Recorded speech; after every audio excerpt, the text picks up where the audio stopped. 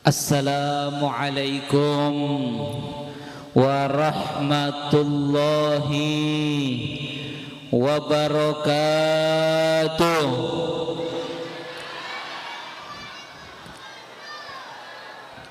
Alhamdulillah wassalatu wassalamu ala Rasulillah Sayyidina Muhammad ibni Abdillah wa ala alihi wa sahbihi wa man wala wa la hawla wa la quwwata illa billah. Rabbi shrah li sadri wa yassir li amri wahlul uqdatan min lisani yafqahu qawli. Amin. Yang saya hormati dan saya muliakan kepada para alim ulama, para kiai yang hadir, wabil khusus kepada Al-Mukarram Kiai Haji Abdul Khaliq Muntaha, Kiai Haji Hashim, Kiai Haji Muhammad Ilyas Hasan, Kiai Haji Ahmad Riyadi, Kiai Haji Zaini Musi, Kiai Amiruddin Arhan, Kiai Ahmad Subki, Al-Ustadz Zainuddin, Al-Ustadz Ahmad Zaini Dahlan, dan juga para kiai yang lainnya yang saya tidak bisa menyebutkan namanya satu persatu tanpa mengurangi sedikit pun rasa hormat dan takzim kami kepada para kiai yang hadir. Mudah-mudahan para kiai lanjang umur, sehat walafiat, bisa membimbing umat dan masyarakat yang ada di sekitar sini selalu ada bada ejalan seeridai bi Allah subhanahu wa ta'ala. Begitu juga kepada Bapak Kepala Desa Kapong nih, Bapak Klebun Haji Harto Karto, Masya Allah, mudah-mudahan sehat walafiat. Sedaja pengurus Tamir atau DKM Masjid Ibadur Rahman, Masya Allah, DKM ini istilahnya masjid-masjid besar biasanya, luar biasa. Seluruh para DKM, ketua DKM, pengurus semuanya, yang mana insya Allah termasuk orang yang disebutkan tadi dalam firman Allah, innama ya'muru masajidallah man amana billah. Dan sesungguhnya yang mengimarahkan, memakmurkan masjid-masjidnya Allah adalah orang yang benar-benar beriman kepada Allah subhanahu. Dan juga kepada seluruh hadirin jamaah sehadir serabuh, kata orang Madura. Sebelumnya saya nggak terlalu bisa bahasa Madura, tapi tadi amanatnya Kiai Beb bahasa Madura bisa kalau dipaksa-paksa nek sekoni, tapi mon klero jagele sampean nggih. Kula neka beni orang Madura, tak odi Madura, odi Malang, baru ndik tretan Madura, teman-teman cakanca Madura nih sekoni, belajar nih sekoni, jadi mon ceramah neka campur Madura, tapi klero jaga lah. Tanah pagi sedaja serabu jamaah Masjid Ibadur Rahman kabine kaki kabigi betul. Sampai datang ke masjid kalau pada acara apa setiap hari? Setiap hari apa setiap Jumat? Setiap hari ki. Jadi setiap 5 waktu ramai seperti ini Ustaz. Alhamdulillah, sesuai namanya Ibadur Rahman, maka inilah hamba-hambanya Allah yang bertakwa kepada Allah. Nabi kita Muhammad sallallahu alaihi wasallam bersabda, al masjidu baitu kulli taqi. Kata Nabi, masjid neka adalah rumah compok dari setiap orang yang bertakwa. Maka kalau orang bertakwa kepada Allah, maka dia akan menganggap masjid seperti rumahnya. Dan kata Nabi, Allah telah menjamin liman kanal masjid baituh, barang siapa yang menjadikan masjid engak rumahnya, seperti bungkona, seperti compokna. Apa maksudnya? Kita kan pasti sering pulang ke rumah, betul apa tidak? Pasti sampean pergi selesai lestari alako Pleman kemana? Ke Compok. Selesai acara Pleman ke Compok. Pleman berangkat, Pleman pole, Pleman berangkat, Pleman pole. Barang siapa yang menjadikan masjid neka enggak Compok? Maksudnya apa? Sering ke masjid sebagaimana ke rumahnya. Dikit-dikit ke masjid, subuh datang ke masjid abajeng jamaah, lestari zuhur datang boleh, asar datang boleh, beda acara masjid tabligh akbar datang, sholat Jumat pasti. Maka barang siapa yang seperti itu menjadikan masjid seperti rumahnya dan merasa tidak sebagai orang asing di masjid, merasa saya jamaah sini, sudah biasa di sini dan masuk masjid rasanya nyaman, tenang seperti di rumahnya, maka kata Nabi dijamin oleh Allah birrauhi warahmah, dijamin oleh Allah dengan mendapatkan tenang. Orang yang ahli masjid hatinya pasti lebih tenang, jarang galau. Maka kalau sampean nyongo orang galau terus berarti kurang ke masjid. Kalau rajin ke masjid, kata Nabi Muhammad SAW, akan diberi hatinya tenang, warahmah, dan juga diberi rahmatnya Allah, diberi kasih sayangnya Allah. Tadi waktu saya sampai pertama di sini di depan, saya dengar tadi MC-nya membaca hadis bahwasanya apalagi kalau sampean tuju masjid, kemudian di situ baca Al-Quran, mempelajari Quran, mempelajari ilmu. Tadi dibacakan hadis waktu saya sampai tadi, majtama'a qaumun fi baitin min buyutillah. Ya, siapa yang bacakan hadis itu tadi? Ada di sini tadi. Beliau, ya, majtama'a qaumun fi baitin min buyutillah.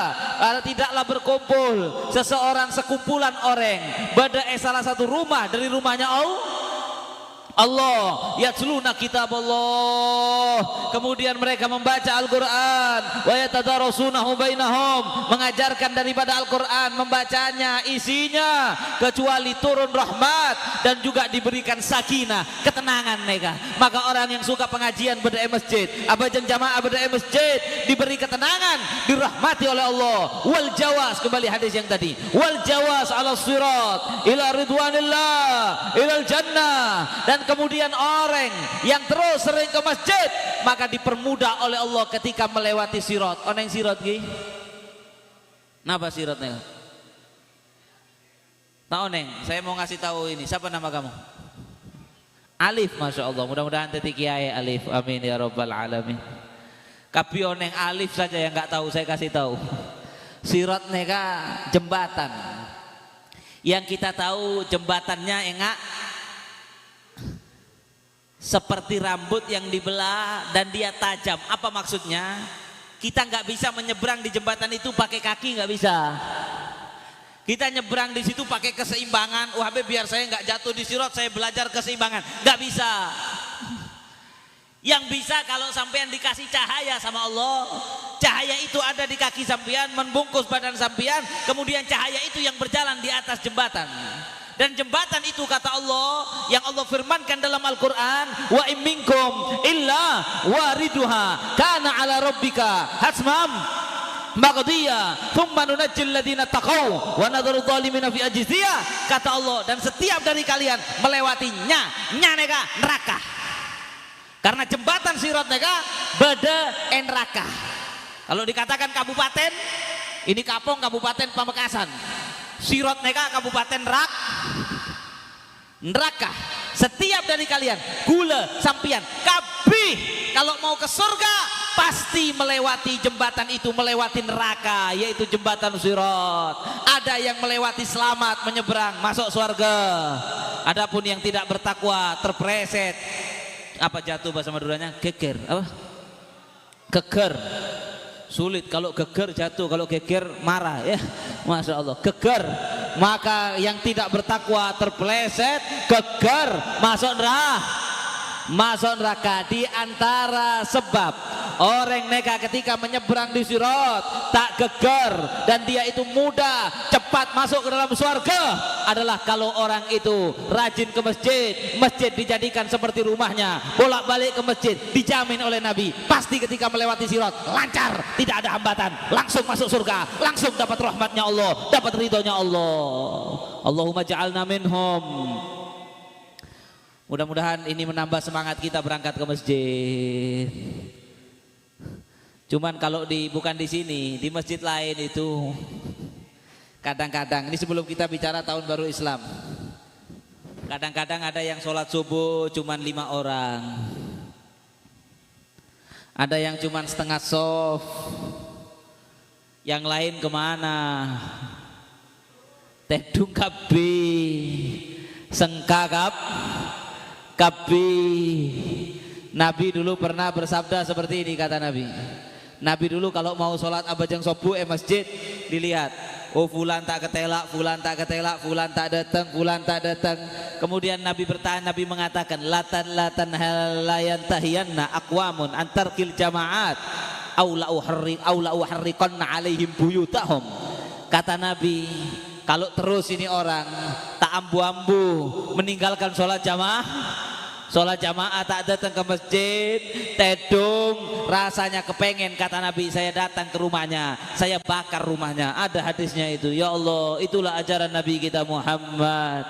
Wala sholata li jaril masjid illa fil masjid. Dan Nabi bersabda tidak pantas, khususnya laki-laki yang rumahnya semak dari masjid illa fil masjid, kecuali abajang 5 waktu badae masjid. Ke Sayyidina Abdullah bin Mas'ud radhiyallahu taala anhu, itu pernah datang ke rumahnya satu orang, datang ke compoknya satu orang, kemudian orangnya sholat sendirian di rumah. Ditanya, abajang apa sampian? Abajang asar. Oh, bentar, ditolong.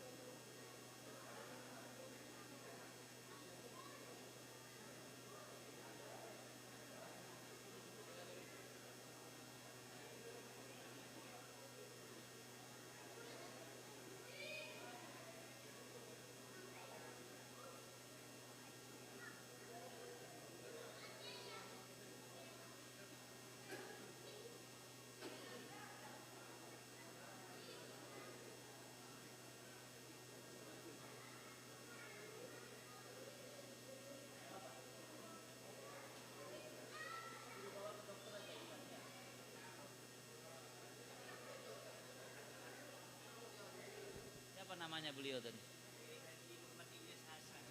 Ki Haji Muhammad Ilyas Hasan, mudah-mudahan diberi kesembuhan oleh Allah. Imam masjid, masya Allah, mudah-mudahan Allah yasfihi shifaan ajilan la yughadiru zaqaman wala alaman bijahi Rasulillah Muhammad sallallahu alaihi wasallam, tibbil qulub wa dawaiha wa afiyatil abdan wa shifaiha wa nuril absar wa diyaiha wa ala alihi wa sahbihi wasallam bisirri wa asraril Fatihah.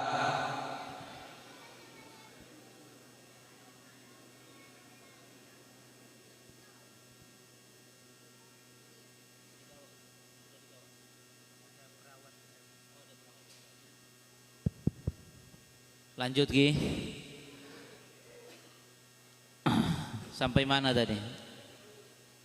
Sayyidina Abdullah bin Mas'ud Ki datang ke rumahnya orang, orangnya sholat asar sendirian di rumah, tidak berjamaah. Terus Sayyidina Abdullah bin Mas'ud mengatakan ke murid-muridnya, lau anna, seandainya saja lau annakum, saya sampai lupa apa tadi ya, seandainya saja kalian hai muridku itu sholat di rumahnya, lau annakum shallaitum fi buyutikum kama yusalli hadzal mutakhallif, seandainya kalian itu sholat di rumah kalian sendiri, sholat sendirian tidak berjamaah sebagaimana orang ini, la taraktum sunnatan nabiyikum, maka kalian meninggalkan sunnah nabi kalian, dan kalau kalian meninggalkan sunnah nabi kalian, la dhalaltum, lama-lama kalian akan tersesat, posang dari jalan yang diajarkan Nabi Muhammad sallallahu alaihi wasallam. Dan abajang jamaah bedai masjid neka adalah termasuk salah satu sebab tidak jadinya turunnya bala azab kepada satu daerah, kepada satu kampung. Kalau di satu daerah neka banyak maksiat, sekarang di mana-mana banyak maksiat, betul apa tidak? Di mana-mana banyak orang minum minuman keras, di mana-mana banyak orang judi, di mana-mana banyak perzinaan, di mana-mana banyak riba, orang yang membunuh akibat secara terang-terangan, di mana-mana banyak orang yang colok bengal menghina wali-walinya Allah, menghina kekasih-kekasihnya Allah, yang mana perbuatan-perbuatan mungkar ini semuanya memancing datangnya murkanya Allah, memancing turunnya bala, sehingga Allah Subhanahu wa taala dalam sebuah hadis qudsi pernah berfirman, inni la ahummu bi ahlul ardi adzaban, kata Allah, saya kalau melihat maksiat, kata Allah, saya ingin rasanya untuk saya turunkan azab, bencana kepada penduduk bumi. Misalnya, mudah-mudahan tidak. Di kampung ini misalnya, kalau banyak orang maksiat, rasanya Allah itu ingin untuk air laut dinaikkan ke sini, tsunami, habis. Tapi kata Allah, fa idza nadartu ila ummar buyuti. Tapi ketika saya melihat yang maksiat mau saya turunkan bencana, tapi saya melihat orang-orang saya menghidupkan rumah-rumahku, yaitu masjid. Misalnya insya Allah sobung, misalnya kapong neka beda orang mabuk-mabukan, beda orang zina, Allah ingin menurunkan balak bencana, tapi Allah melihat waktu subuh banyak orang kapong mangkat ke masjid, zuhur ibadah, asar ibadah, meramaikan masjid, apalagi malam ini ramai luar biasa. Kata Allah, kalau saya melihat orang-orang yang menghidupkan daripada masjid rumah-rumahku, wal mutahabbina fiyya, dan orang yang saling mencintai satu sama lain, maka saya minta Masjid Ibadur Rahman jamaahnya, ayo kita ramaikan masjid, dan bagaimana jamaah satu sama lain mencintai satu sama lain, jangan sampai jamaah masjid saling memusuhi, saling membenci. Maka kalau saya melihat ada orang yang meramaikan rumahku, orang yang saling mencintai karenaku, wal mustaghfirina bil ashar, dan orang yang beristighfar di tengah malam, soroftu anhum, maka balak yang mau saya turunkan tidak jadi saya turunkan, saya alihkan dari mereka. Kenapa? Berkat orang yang meramaikan masjid, berkat orang yang saling mencintai satu sama. Kalau zaman dulu orang di luar punya masalah, masuk masjid jadi damai. Tapi zaman sekarang kadang-kadang di masjid bertengkar. Ada di sini nggak ada, insya Allah. Kadang-kadang zaman sekarang di luar damai, sama-sama jadi jamaah masjid atokar. Jangan ayo kita jaga persatuan. Apalagi jamaah masjid ini saya yakin semuanya tetangga, betul apa tidak? Semuanya tetangga, rumahnya dekat-dekat sini semuanya, satu sesama muslim, bersaudara. Allah berfirman, innamal mu'minuna ikhwatun fa aslihu baina akhwaikum, antara mukmin yang satu dengan mukmin yang lain itu bersaudara, maka perbaikilah hubungan kalian dengan saudara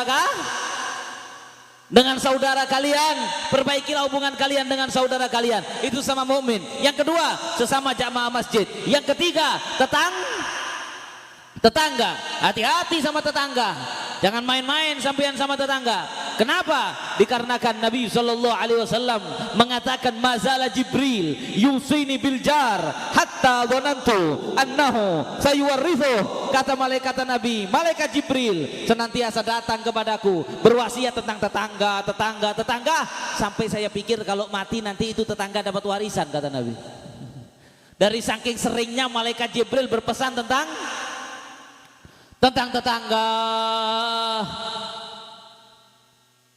Wallahi la yu'min. Di hadis yang lain Nabi bersabda, wallahi la yu'min, wallahi la yu'min, wallahi la yu'min. Kata Nabi, demi Allah tidak beriman, demi Allah tidak beriman, demi Allah tidak beriman. Man la ya'man jarah, bawa ikoh, barang siapa yang tetangganya tidak selamat dari gangguannya. Kalau suka jahat, jahil, ganggu tetangganya, demi Allah tidak beriman, kata Nabi SAW. Dan Nabi bersabda dalam hadis yang lain, ihnan la yanzurullahu ilaihi ma yaumal qiyamah. Ada dua jenis orang yang jangankan masuk surga, Allah melihatnya saja tidak mau. Di antaranya jarusu, tetangga yang jelek, jahat kepada tetangganya. Hati-hati,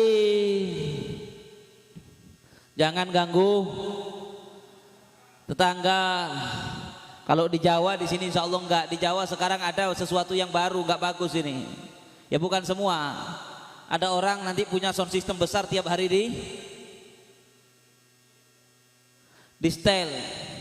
Tetangganya nggak bisa tidur. Di sini ada juga. Ampu Ki, berhenti Ki. Jangan sampai gara-gara itu sampean nggak masuk surga. Jangan sampai gara-gara itu sampean nggak dilihat oleh Allah. Kadang-kadang tetangga sampean pulang dari nelayan tengah malam leso mau tidur dengar suara apa? Suara musik DJ keras, nggak bisa tidur, haram, dosa raja neka. Habib, tapi saya senang musik Habib. Apa sampean tidak tahu bahwa di dunia ini ada sesuatu namanya headset? Oneng headset. Sampean beli headset, pasang di kopeng sampean setel musik DJ. Bukan saya menganjurkan mendengarkan musik DJ, bukan. Tapi jangan ganggu orang. Sampean senang, putar di telinga sampean sendiri. Mau sampean keraskan sampai keluar darah, sampean yang rugi, nggak merugikan orang. Betul? Kenapa sampean sampean pasang musik yang mengganggu tetangga? Saya ingatkan juga yang memelihara hewan, hati-hati. Memelihara ayam, hati-hati. Jangan sampai kambing, hati-hati. Jangan sampai kambing sampean akemeh, combokan tetangga. Jangan sampai kambing sampean buang bom atom, combokan tetangga. Habib, kambing embik nih kataan di otak Habib. Betul, kambing nggak punya otak. Yang punya otak yang memeliharanya. Maka jangan sampai hewan peliharaan kita mengganggu tetangga. Jangan sampai kendaraan kita yang diparkir mengganggu tetangga. Jangan sampai suara kita, semuanya kita jaga. Jangan sampai ganggu tetangga. Maka dari itu inilah ajaran Islam, termasuk tetangga yang ada sama-sama sholat di masjid. Jaga hubungan baik dengan mereka, jangan bertengkar dengan mereka. Bahkan bagaimana Islam mengajarkan kita untuk saling menolong. Kalau lihat tetangga yang nggak mampu, bantu. Jangan nanti rajin ke masjid tapi cerai. Subuh berangkat bawa tasbih, zuhur masya Allah abejeng sujudnya kalau sholat sunnah 2 jam. Tetangga sebelah rumah nggak punya beras, mau beli nggak punya. Bukan urusan saya Habib, itu bukan urusan saya. Yang penting saya setiap hari ke masjid pasti masuk surga. Yang penting zikir saya banyak, masuk surga. Perhatikan, ketahuilah Nabi kita Muhammad sallallahu alaihi wasallam pernah ditanya, "Ya Rasulullah, ayul amal ahab ilallah subhanahu wa ta'ala." Wahai Nabi, amalan apa yang paling dicintai oleh Allah? Ternyata Nabi bukan mengatakan sholat qabliyah, ba'diyah, tahajud, zikir, tidak. Tapi Nabi mengatakan sururun tudkhiluhu alal muslim. Amalan yang paling dicintai oleh Allah adalah rasa bahagia yang kamu masukkan kepada hatinya saudaramu sesama muslim. Atau kamu mengangkat kesedihan, kata Nabi, kamu angkat kesedihan daripada dia yang susah, gak bisa beli beras, gak punya uang, sampean kasih beras, gak punya uang, sampean kasih uang, menolong fakir miskin, hatinya yang susah menjadi senang, au tatrud anhu ju'an, atau orang yang lapar karena tidak bisa membeli makanan, sampean belikan makanan, sampean kasih makanan, kan kemudian hilang laparnya, au taqdi anhu dainan, atau kalau dia terlilit hutang, sampean bayarkan utangnya. Kata Nabi, itulah amalan yang paling dicintai oleh Allah. Jangan dibalik. Mohon maaf ini, kadang-kadang kalau sedekah untuk bangun masjid semangat. Ini masjidnya sudah jadi, sudah saya, alhamdulillah. Tapi jangan sampai masjidnya saya, fukara tidak terperhatikan, orang-orang miskin tidak terperhatikan. Hati-hati. Al-Imam Syekh Abdul Qadir Al-Jailani radhiyallahu ta'ala anhu, beliau pernah mengatakan, luqmatun fi batni ja'i' afdal min imarati sab'ina jami'. Kata beliau, satu suap makanan yang kamu masukkan ke perut orang fakir miskin yang sedang lapar itu lebih afdal daripada kamu mengimarahkan petok polo 70 masjid jami'. Paham? Satu suap nasi, beras 1 kilo, sampai kasihkan fakir miskin lebih afdol dari mengimarahkan 70 masjid jami'. Tapi kadang-kadang masjidnya sudah bagus, diapakan lagi habis 2 miliar. Menara sudah bagus, ditinggikan lagi, habis 3 miliar. Cepat. Tapi fakir miskin di sekitar masjid mau beli beras saja susah. Demi Allah, ini langkah yang salah. Maka katakan kepada pengurus masjid, katakan kepada orang-orang yang menyumbang ke masjid, maka uang di masjid kalau bisa kotak amal, saya sarankan Masjid Ibadur Rahman, saya nggak tahu sudah ada atau belum. Kotak amal kalau bisa di masjid ada 2, 1 untuk masjid, 1 untuk fukara wal masakin di sekitar masjid. Atau mungkin kotaknya tadi dikasih tulisan untuk masjid dan fukara wal masakin di sekitar masjid. Nanti panitia atau DKM melihat kalau memang uangnya ini masjid sedang perlu dipakai untuk masjid. Kalau misalnya masjid sudah cukup, ada uang lebih, maka disalurkan kepada fukara wal masakin yang ada di sekeliling. Siap Ki? Siap insya Allah. Jangan sampai nanti masjid punya uang 2 miliar, 3 miliar, sebelahnya beli beras nggak bisa. Saya masih ingat dulu di Malaysia itu, saya pernah tinggal di sana. Ada satu orang, dia datang ngambil uang di kotak amal masjid. Diambil cuma sedikit, kasih surat. Saya terpaksa pinjam ini karena nggak bisa makan. Saya ambil sedikit buat makan 1 hari. Kalau saya punya uang nanti saya kembalikan. Ya Allah, mau nangis kita baca suratnya. Panitia masjid marah-marah. Saya bilang iya, dia mencuri, dia salah. Apalagi mencuri pesena masjid, salah, dosa. Tapi juga para panitia masjid mungkin juga salah. Jamaah masjid yang soki-soki mungkin juga salah. Bagaimana tidak perhatian kalau di sekeliling masjid ada orang yang mau makan, nggak bisa. Sedangkan masjid punya uang ratusan juta, miliaran, dia hanya perlu 100.000, tapi dia nggak punya uang. Mana perhatian agnia, orang-orang kaya di sekitar situ? Kenapa lebih suka membangun menara daripada memenuhi perut orang-orang yang lapar? Sayyidina Umar bin Khattab radhiyallahu taala anhu pernah datang ke Mekah waktu beliau jadi khalifah. Beliau dari Madinah datang ke Mekah setelah tawaf. Ya kalau mungkin zaman sekarang DKM Masjidil Haram datang ke Sayyidina Umar.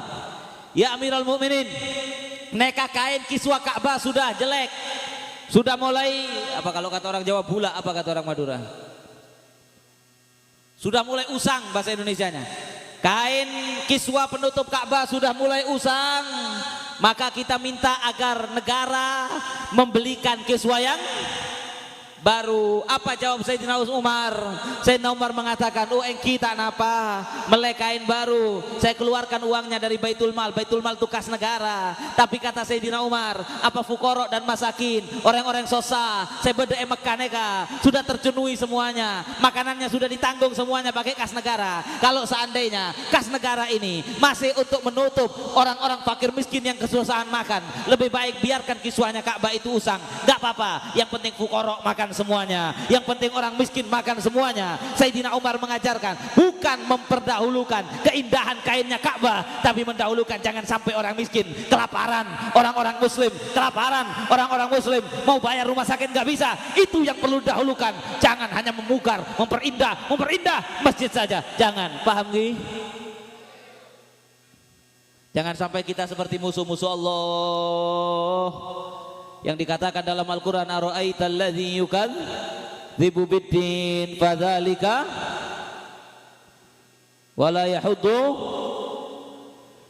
ara'aital ladzi yukadzibu biddin, wahai Muhammad, tidakkah kamu lihat orang-orang yang mendustakan hari pembalasan, yang mendustakan agama, orang-orang yang tidak percaya kiamat seperti Abu Jahal dan kawan-kawannya, orang-orang kafir seemurkai bi Allah Subhanahu wa taala. Lihat di antara sifat mereka, mereka tidak peduli kepada anak-anak yatim, tidak peduli kepada orang-orang miskin yang kelaparan, tidak terbersit di kepala mereka untuk menolong, memberi bantuan. Sifat cerek kepada orang miskin adalah sifat yang identik dengan sifatnya musuh-musuh Allah yang tidak percaya hari kiamat. Jangan sampai kita punya sifat yang sama. Fal iyadu billahi min dzalik. Pon lestare. Terus Ki.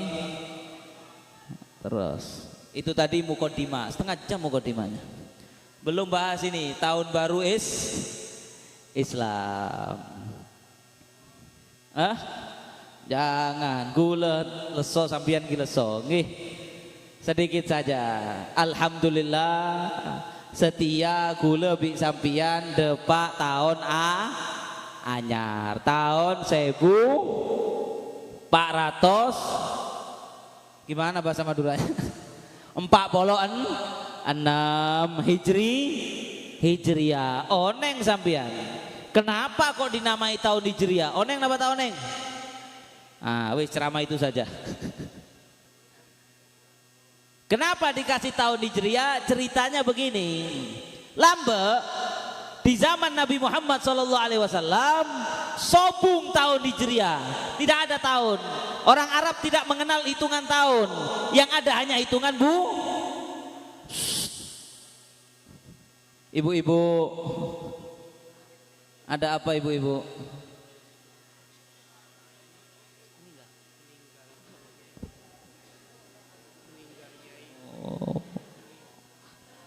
Innalillahi wa inna ilaihi raji'un. Di mana di sini?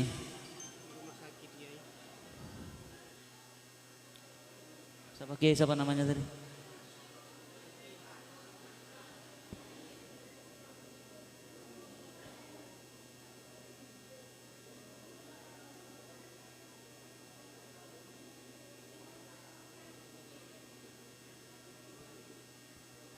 Siapa namanya baca Fatihah?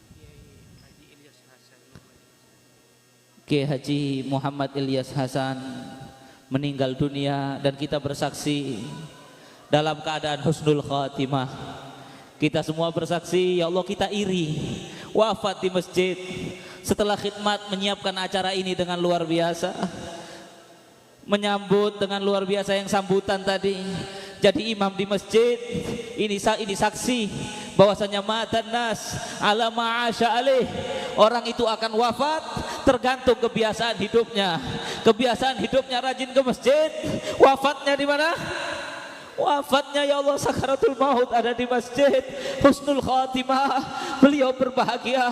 Kita doakan mudah-mudahan diangkat derajat beliau oleh Allah, diangkat setinggi-tingginya derajat beliau oleh Allah, diampuni dosa-dosa beliau, dan mudah-mudahan kita yang menjadi saksi di sini semuanya bahwa beliau wafat dalam keadaan husnul khatimah.